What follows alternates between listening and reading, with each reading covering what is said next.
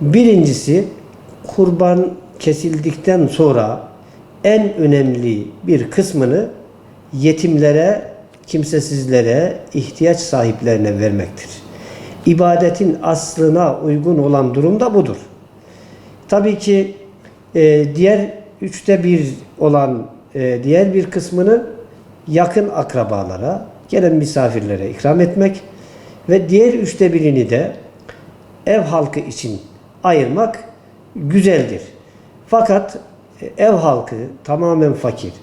Eğer senede bir defa et görecek bir aile ise etin tamamını da aile için ayırmak mümkün. Fakat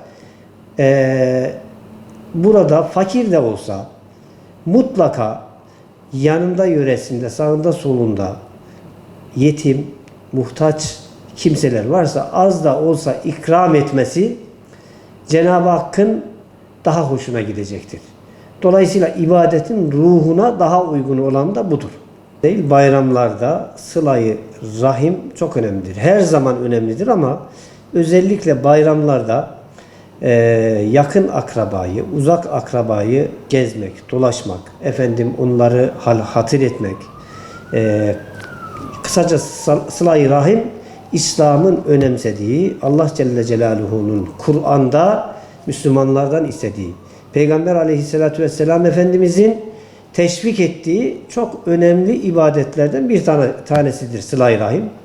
Kişinin zaten anne babasıyla, kardeşleriyle alakası her zaman güzel olmalıdır. Çünkü kişinin birinci derecede eğer bakıma muhtaçsa anne babasına, kardeşine bakması İslam'ın bir emridir, Kur'an'ın bir emridir. Dolayısıyla Müslüman anne babasına, kardeşlerine ve yakın akrabasına, uzak akrabasına bakıma muhtaçlarsa gücü nispetinde bakacak, gerektiğinde onları ziyarete gidecek ve onlarla münasebetini devam ettirecek. Aslında sıla-i rahimi Peygamber Efendimizin şu hadisi çok güzel özetliyor. Akrabaların seninle irtibatı kesse dahi sen devam et. Bu önemli öğretiyi aslında anlayabilsek Müslümanlar olarak hiçbir şekilde ne akrabalar arasında ne de diğer kardeşlerimiz arasında bir sıkıntının olmayacağı kanaatindeyim. Yeter ki bu hadisi veya Allah Celle Celaluhu'nun bu konudaki emirlerini gerçek manada öğrenip hayatımıza tatbik edelim. Allah Resulü'nü ve onun getirmiş olduğu Kur'an'ı rehber edindiğimiz zaman Allah'ın izniyle hem sıla-i rahim babından hem de diğer ibadetler bakımından Allah'ın istediği birer mümin olabilme imkanımız mevcuttur. Bayramı birlik ve beraberlik. Yani bugün Müslümanların birlik ve beraberliğe çok ihtiyacı var. Hepimizin malum maalesef İslam alemi paramparça olmuş. Neden?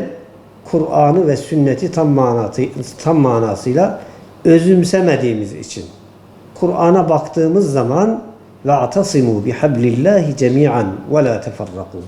Toptan Allah'ın ipine yani Kur'an'a sarılın, asla ayrılmayın buyurur. Dolayısıyla müminler kendi aralarında bağları sıkı tutacak. Bayramlar da buna birer vesiledir. Hatta akif birlik bir olmalı, beraber olmalı. Bugün o birliğe çok ihtiyacımız var. Aile olarak ihtiyacımız var.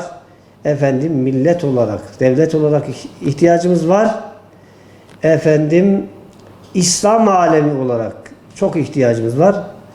Hatta insanlık alemi olarak birliğe ve beraberliğe her zamankinden daha çok ihtiyacımız var.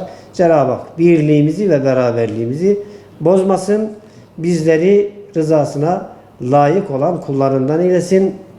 Cenab-ı Hak bayramları birliğimize ve beraberliğimize vesile kılsın.